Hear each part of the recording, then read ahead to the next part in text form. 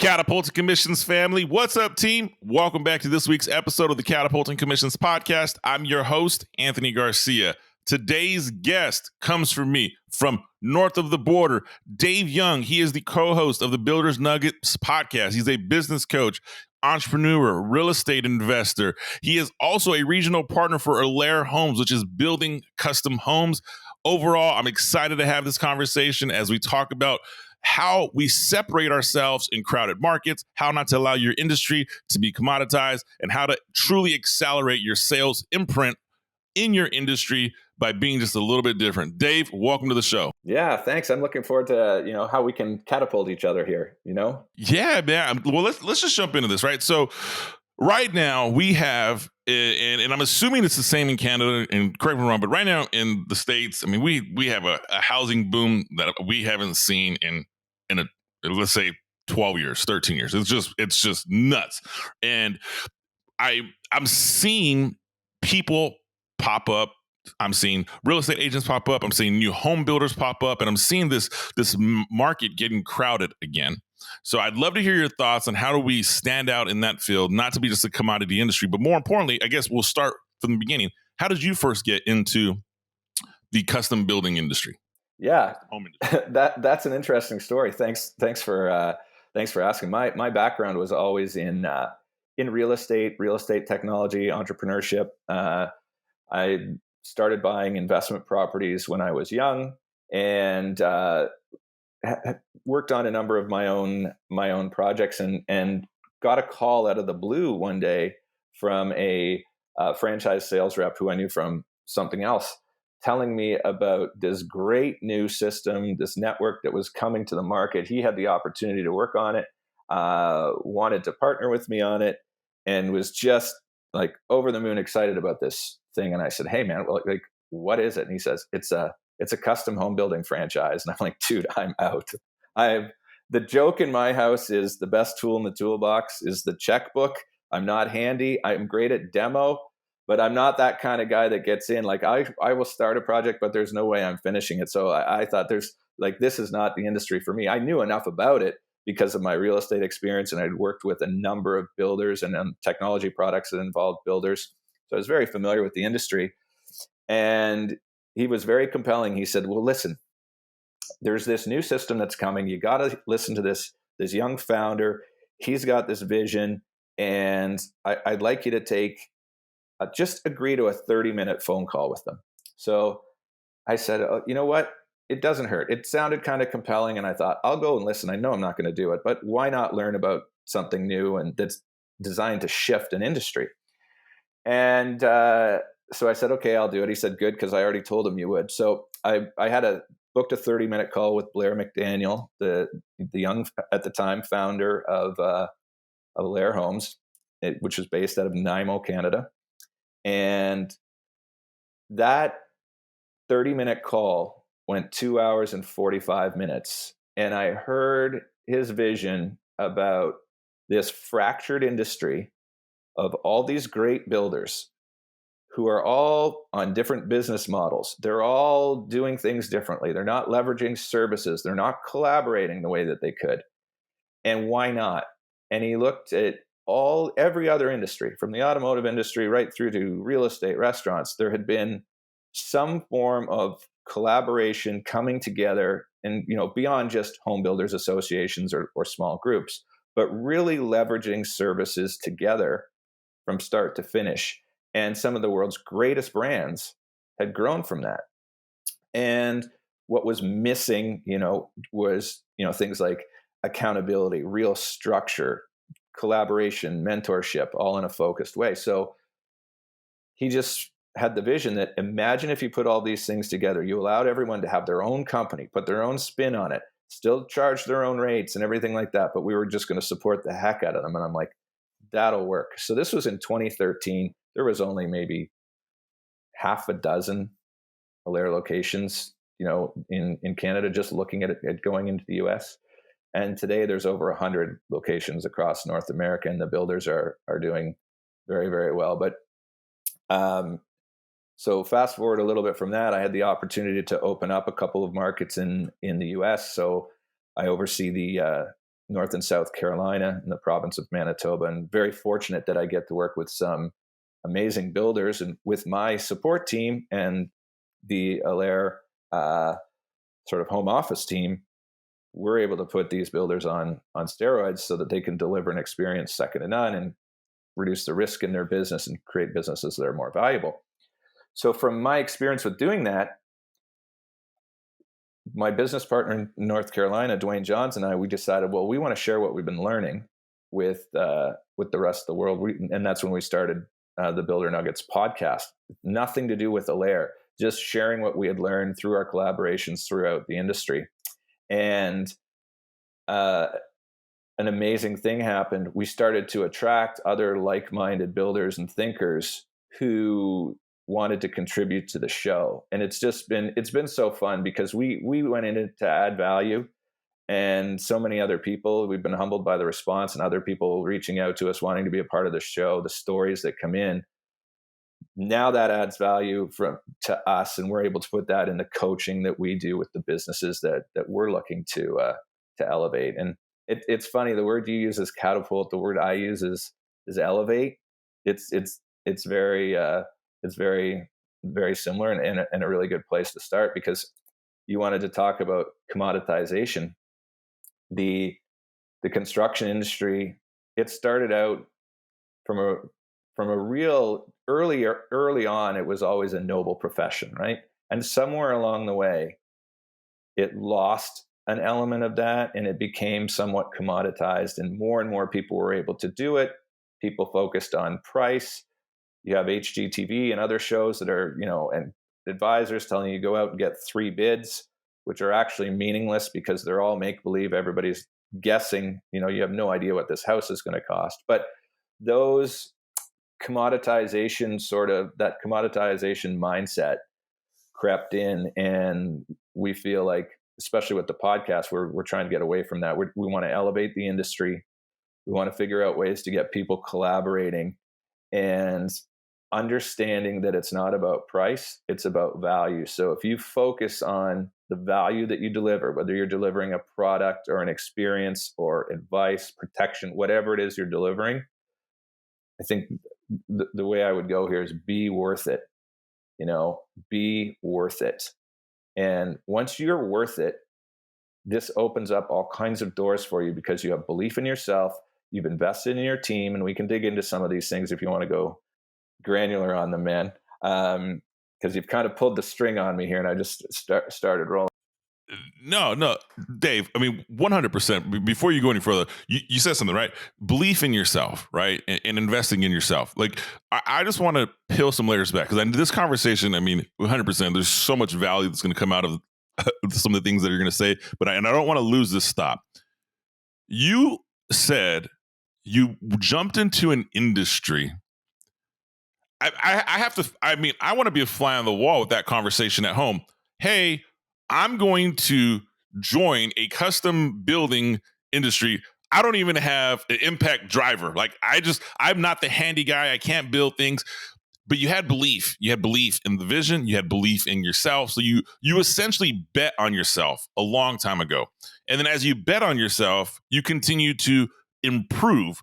So you made the stand that there was a belief in yourself. Have you always had that confidence in yourself to step out and do something that you're uncomfortable with or that's not native to you? Yeah.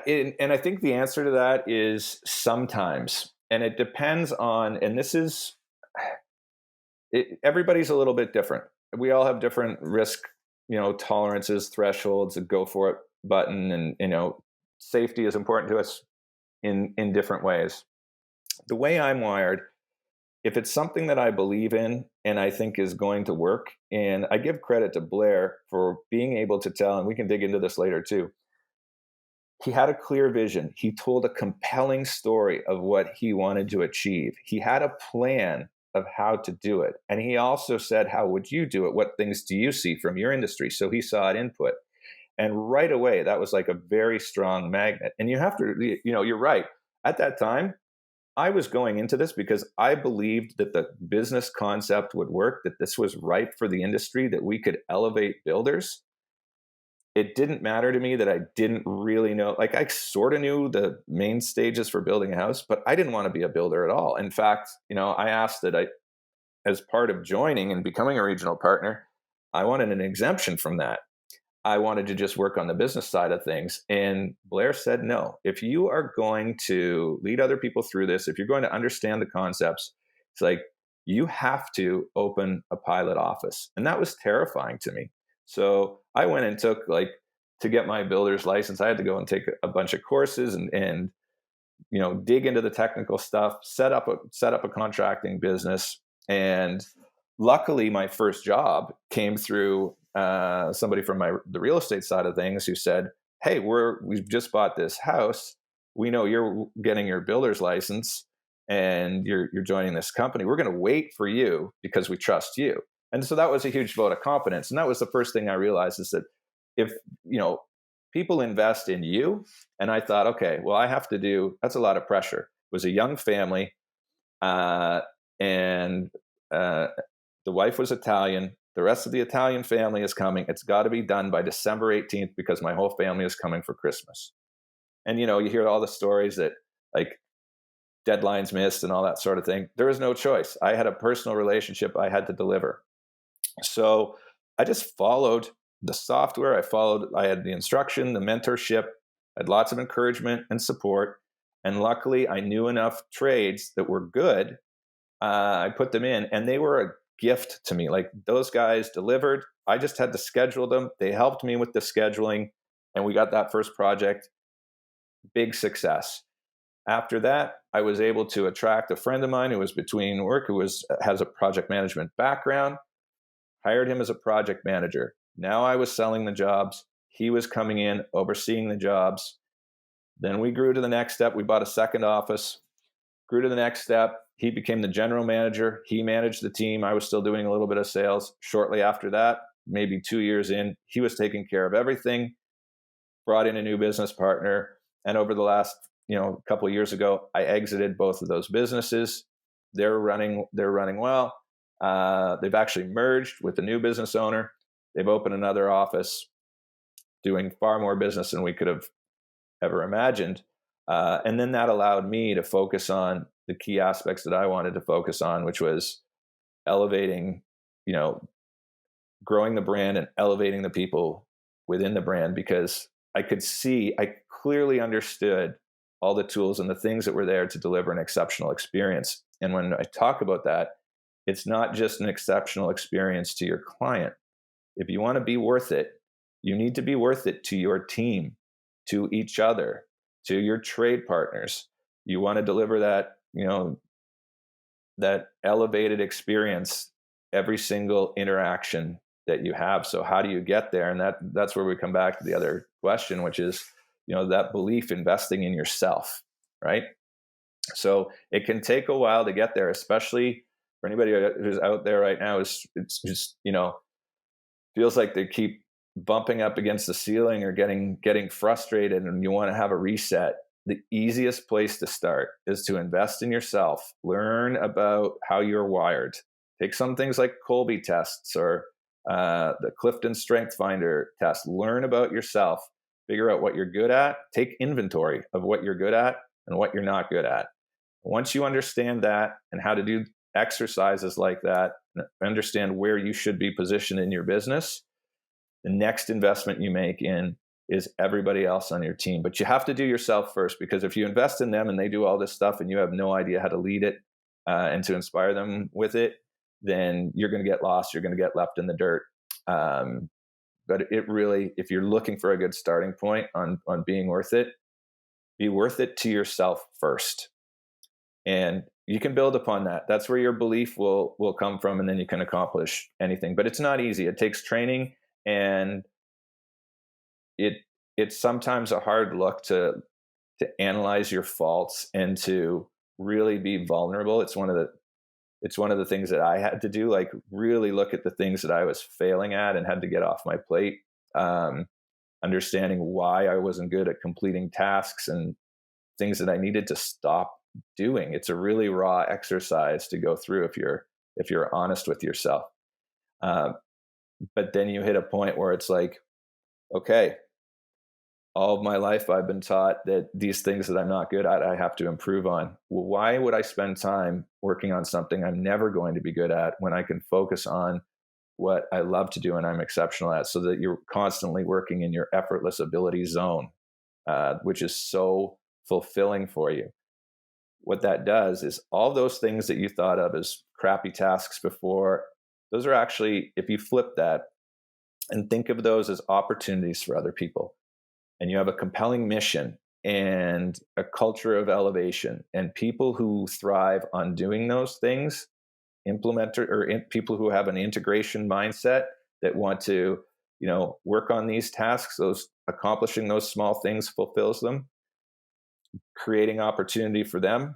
Just shift your mindset where it's like, I shouldn't be, I'm a hindrance to my business if I do that. So getting out of the way, be worth it at whatever it is you're doing. So again, I just dumped a lot of stuff on you there, man, but we can unpack it or sort it out however you like. Essentially, what you're saying, Dave, is you bet on yourself, right? You took a belief in yourself, you bet on yourself. Now, as you're saying that, you did mention two things. You said you follow the software, you had a mentor, right? You had some mentorship, you follow the software. I hear that, and I chuckle on the inside because I work with clients that will retain a coach, will retain or join a mastermind or do something or retain a mentor and then not follow, right? And you're, if you're the type of person that wants to venture out and trial and error, power to you. I am a trial and error person. I've failed numerous times, but I also know when there's times where I'm like, man, if someone could shorten my learning curve, I'm gonna draw confidence on that. And so you share that. And then as you go into your business venture, you talked about you're elevating those around you. Like you're essentially elevating an industry that is crowded now, right? And it could be viewed as, you could be just another home builder, but you took it from a whole different standpoint and said, we're going to elevate this industry. We're going to elevate the people that are in the industry. We're going to elevate the mindset of the industry. Hell, I'm going to elevate the people that are around me. And in turn, I bet, Dave, it elevated yourself. Absolutely. 100%. And to touch on, and that's, there's a couple places we can go with that. And I want to circle back to what you talked about, how, at the beginning, I followed that process and I took the advice of the leadership and everything like that. That's not normally my nature. I'm a 10 quick start. If anybody learns about Colby, I'm constantly looking for shortcuts, better ways to do things. Shortcuts are the entrepreneur's currency. If you can find shortcuts, they're valuable. It's not breaking the law shortcuts, but if you can find a better way to do it quicker with more people, that is what is valuable. That's how you accelerate success, but you have to be able to do it safely. I had the advantage in coming into a completely new system of having no previous construction company. When you take somebody who is wired to doing it a certain way, and this is what you're talking about, where there's a resistance to it, it's been ingrained in them. They have their own way of doing things. I had no way of doing things. So the default was, I'm being told you have to do it this way. And I was on a mission to be able to get out of that as quickly as possible. And for me to get out of that as quickly as possible, I had to do it exactly as it was drawn up because I was supposed to be teaching it next. Now, the company is such, Alair is such that so much has changed since then. It's changing all the time. There's so much input coming from the field, which is what happens. You know, you have this collaborative environment with all these experts. Like the next ring on the oak tree is thicker, and there's more, and it's going, and it's fun and exciting. So it's constantly changing. But yeah, there are times where things, like in any big system, you may love 85% of it, and 15% of it you either don't believe in or you're not good at. The reality is there's probably somebody on your team that is good at it, that does value and appreciate that thing. And overall, these things are designed to create a more valuable business that runs better with less of your time and less risk. So it creates more freedom for you. But yeah, so I was fortunate because I do see it in coaching. People don't always want to take your advice. They can't get over. They don't understand that coaching is actually a collaboration. They feel like I've been in situations where you're coaching, you're working with them, you're making all these recommendations, and they're picking and choosing which ones they think they're going to adopt or try. Um, and then the ones that they don't use, they don't feel like they're getting value from, or they're looking at you saying, no, your stuff doesn't work, because they either half-ass tried it, or it's like hiring a personal trainer and going to the gym once a month and saying my personal training and money is a waste. It is if you're not going to lift. It is if you're not going to show up and do the stuff. But I don't want to go negative here. We're having all this No, no. I mean, it's positive stuff. it's truth though, right? Like if I'm gonna invest in something in myself, if I'm gonna take an opportunity and say I'm gonna pay money to invest in myself, gym membership, uh, diet, someone preparing my food, invest in a business coach, a sales coach, an executive coach, a health coach, whatever I'm gonna invest. If I'm not gonna utilize it, it's a waste of money. It's a waste of Right. it's a waste of both. And as somebody who's on the other side of that, if someone's going to work with me, if you're not ready to do the work we're going to talk about, I'll tell somebody, hey, we might not be the right fit. Like, because as a coach, I get vested in you. As a consultant, I'm invested in seeing your company grow. So I want to see your company grow and succeed. And if we're not going to execute what we talk about, then it's like, man, you know what? If you want to follow the 46 million people on social media that tell you what to do, then follow them. Right. And I'm not going to knock them, because, I post tons of stuff on social media, but I like where you're going with that. So we're gonna have a little chat here about empathy for a second, which was a real eye opener for me. Like, I consider myself an empathetic person. I relate to people. I get passionate about their success and working with them, and that is so fulfilling to me. Like, almost to the point where you measure your success by the success of others, because that's what matters. And forget about your own. That's guaranteed if you're doing this with other people and you're elevating them first. You work on your game so you can be a better leader. But when I did my Kolbe test, we actually have empathy as one of the core values in my leadership team. And I did the Kolbe test, and the Clifton Strengths Finder test. And of the 34 strengths, I thought it was going to be top 10 for sure, core value. And it's like 19th or 21st. And I'm like, what the heck? Why is it so low? And I was talking to one of my buddies who's an expert in this stuff, Justin Breen, and he ranks 34 out of 34 for empathy. And I'm like, here's a guy who, when I spend time with him, he's so in tune with what, we're connecting and understanding each other. And I shared with him, he's like, I wonder what it is. And then it dawned on us. It's like, we are only empathetic around people who value what we do and do something with it. So for me, as an ideas guy, if people take those nuggets and they go and they waste them and they come back and ask for more, you stop losing enthusiasm for doing it. And as a coach, it's exactly what you were just talking about. It's like, go get the information from the other 45,000 people. So it's funny. I have selective empathy, and I think, to varying degrees, you could say everybody has selective empathy. You're empathetic to the other people who value you and you can relate to. The people who rank number one off the charts, they don't need anything back. They don't need to see anything. So in a way, it's a form of ego that you're not, if your wisdom or if your energy or, what your common goals, because you're tying yourself to their success, you're personally associated with that. So maybe there's an element of ego in there. I'm sure that there is. But when you get to somebody who ranks number one with empathy as their strength, that is probably a caregiver who can sit next to a patient who's in a coma for 6 months and never see an ounce of improvement, and go in there and spend 8 hours a day holding their hand, doing things to them that they believe, and it comes back to belief, is making a difference and makes them feel good and that they're contributing, and never ever seeing one single bit of movement, a word of speech, or anything. They're doing it because they know it's just a good thing to do, and that is fulfilling to them. They don't need to see a result. The act is the result. So that's, and I think you see that with different coaches in whether it's sports, business.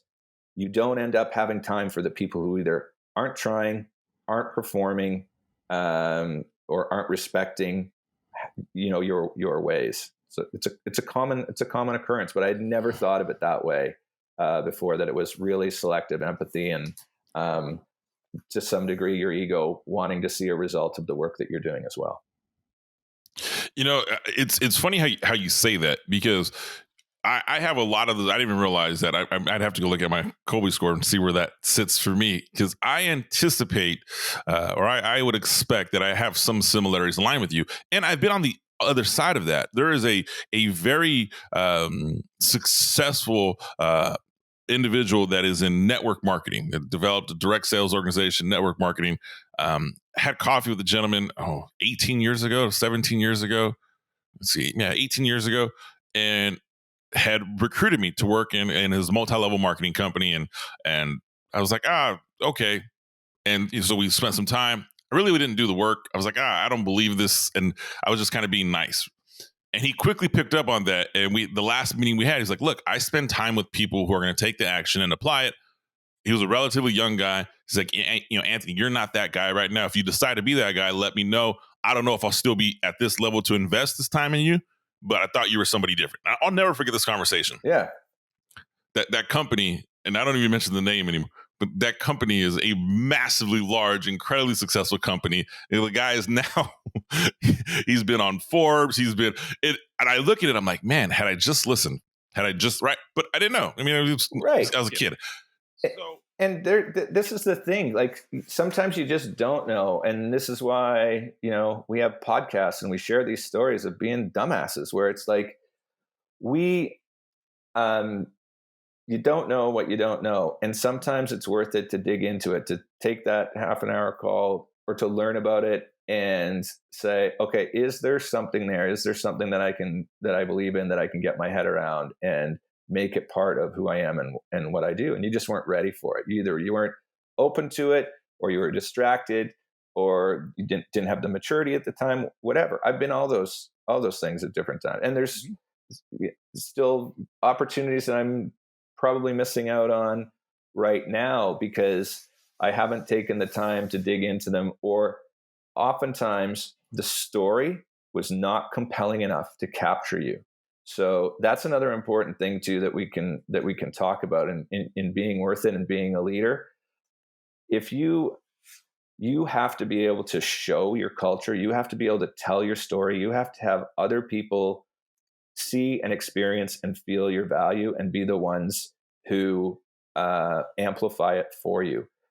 Because if it's you going around telling everybody how good you are, you're just a typical sales rep using those other things. But if it's other people and your marketing is such that you're showing, in the custom home building world, it takes 100 different people to build a house. There's trade shortages out there. How are you going to attract the best trades? There's project manager shortages out there. How are you going to attract the best project managers? Well, I joke around with my marketing team that if you want to attract a duck, you use a duck call. If you want to attract a moose, you use a moose call. Don't make it all about your clients.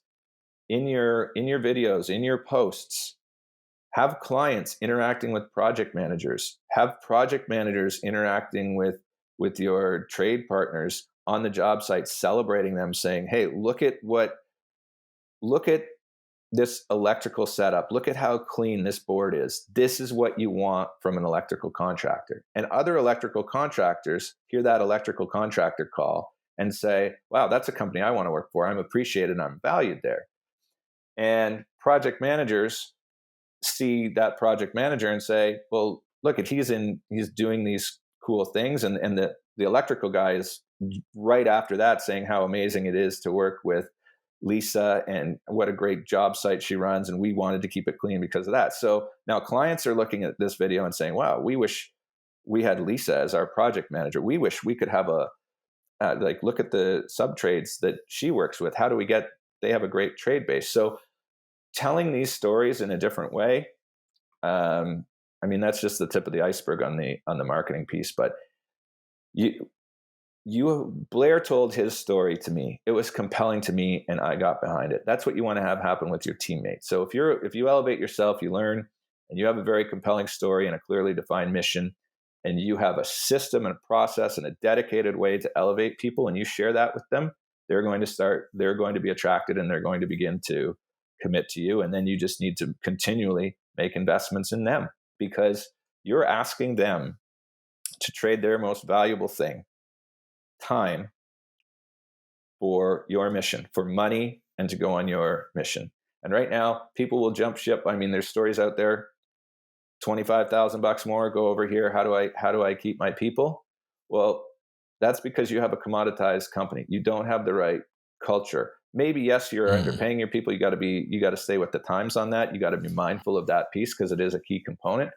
But if you make the right investments in people, they will invest back in you and the organization. Then they start investing in each other. And if you've got a company where not only do they not want to leave the company, they don't want to leave each other. They don't want to leave the mission. You've given them say in the mission. You've invested in them.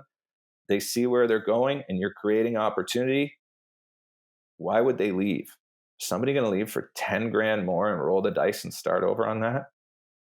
Probably not. So, it's very hard to do. Like, we're trying to figure it out in all of our businesses right now, but that's the high level version of it. These are the things that, we collaborate on as business coaching leaders. What are the things we can do? Some of the investments we've made are putting EOS into the businesses. Start every meeting with a mental health check-in, so that your team knows that you care about them. Allow them opportunity to lead meetings.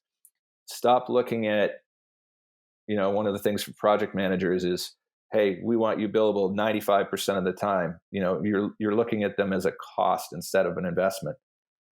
We look at things and say, hey, that man or woman is working way too much. They need to have some more free time. We need to have some time with them doing personal development. Is there a community initiative you want to be involved in? What would you like to lead this month? And don't make it all about the dollars and cents, because then you're commoditizing. Create real, meaningful opportunity for people and let them lead, because the best leaders can accept leadership. And if you want to be if you want the burden of constantly running everything, then constantly run everything. If you want, people call it strive for a self-managed company. It's a great goal to have, but Dwayne and I think of it as a self-led company. You're building leaders. Nobody wants to be a manager. Nobody wants to be managed. But would you like to be a leader, and would you like to be led? How do you build a team of leaders who believe in the mission, who are shaping the mission and morphing it, adding their layer of core value into it, putting that way in so that you get buy-in? That's where you create something special. It's not all about the job. It's about the mission and how you communicate it. But everybody on your team needs help with that. They need to understand each other. You need to make investments into things like Colby or Clifton Strengths, EOS, systems and structures. Like, those are investments, not costs. Dave, I love what you're saying, everything, because what you just said right now about investing in the people around you, investing in your employees, investing in the team that works with you. You're in home building. I'm in business to business sales. The strategies are exactly the same.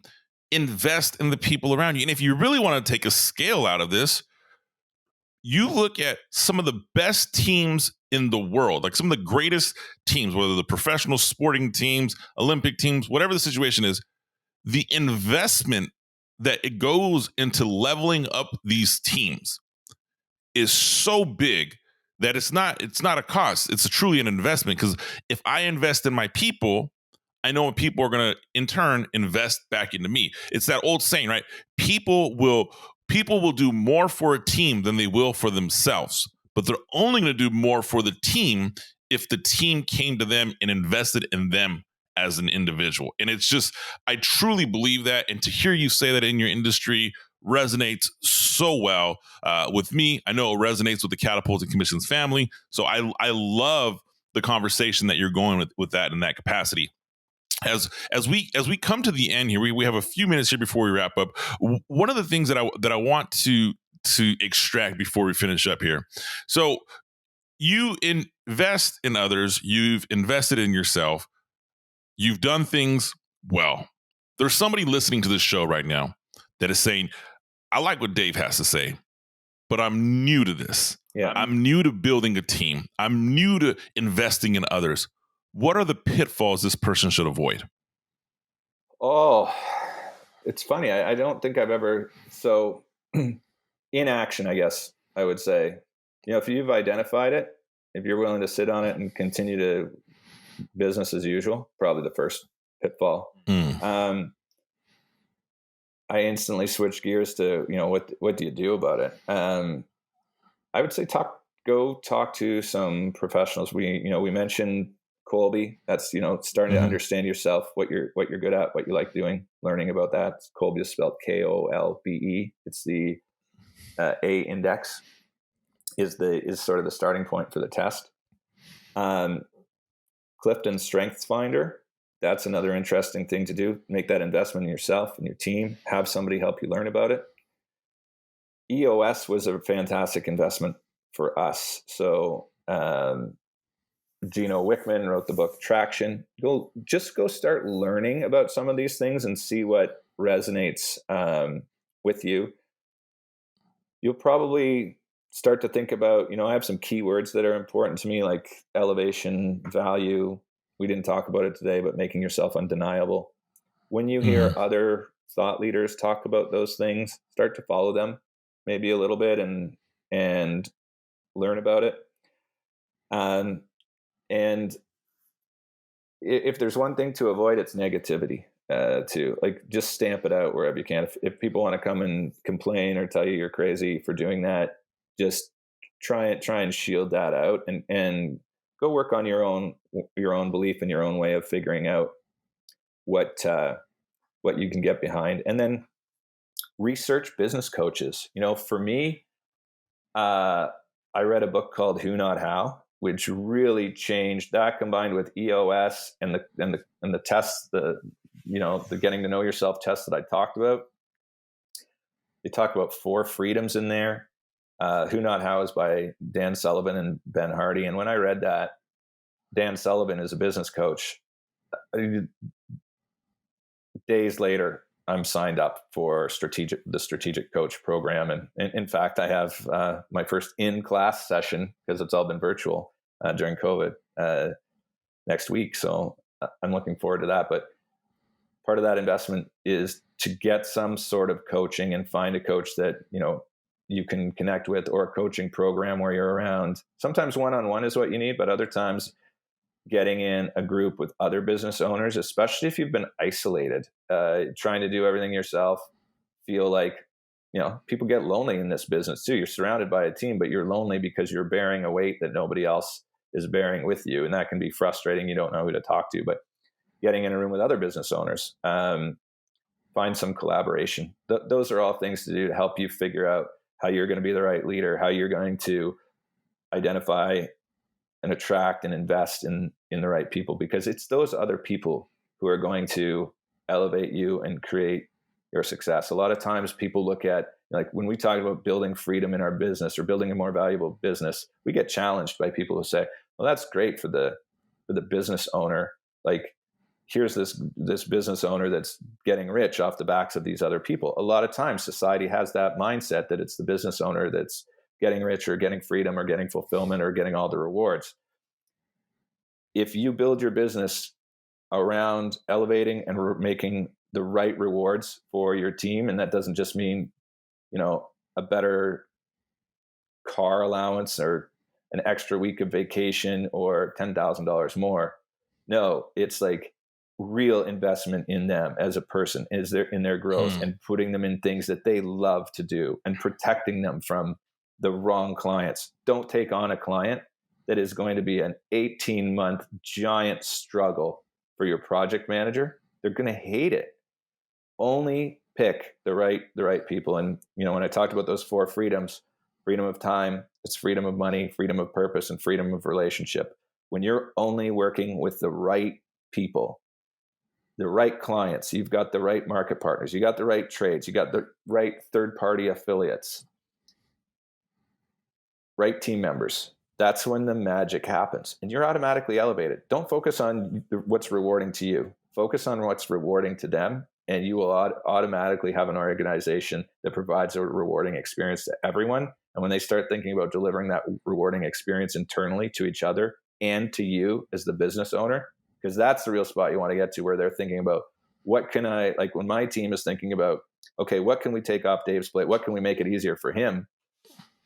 That's where you want to be, because that frees you up to do the game-changing things that are exciting to them. So my team gets excited when I say, hey, I'm going to go off and chase this new squirrel over here. Before, chasing squirrels all the time, why is Dave off doing that? He's supposed to be sticking to this over here. But when you've got the whole group and it's all well communicated and they know where you're going, you got that trust and you're making investments in each other, man, that is fun. That is just fun. Dave, I love it. I love how you describe it. The investment, right, to elevate those around you is clear in the conversation we just had. It's clear in the mission you deliver. Catapulting Commissions family, do me a favor here. Go get connected with Dave Young. Speaking of that, Dave, let's tell people how to find you. Yeah, I'm on LinkedIn, Dave Young 13. You can imagine there's a lot of Dave Youngs on there. So it's Dave Young 13, or you can find us on at buildernuggets.com. Reach out through there as well. We're Builder Nuggets on Facebook and Instagram as well. So yeah, love to hear, builder or not a builder, love to hear your story there. People tell us we should have called the show Business Nuggets. So yeah, happy to connect and share my experience, point people in the right direction if it's valuable to them. And does buildersnuggets.com link us to the podcast as well? Yeah, absolutely. So you can link to the podcast there, but it's available like everywhere, the typical spots, Google Podcasts, Spotify, Apple, all that jazz. Easy to find. Catapulting Commissions family, we will have those links to Dave Young, to Builders Nuggets website, and the podcast in the show notes. Dave, thanks for joining the show today. Catapulting Commissions family, you know what to do. Like, subscribe, comment, and I'll see you next week.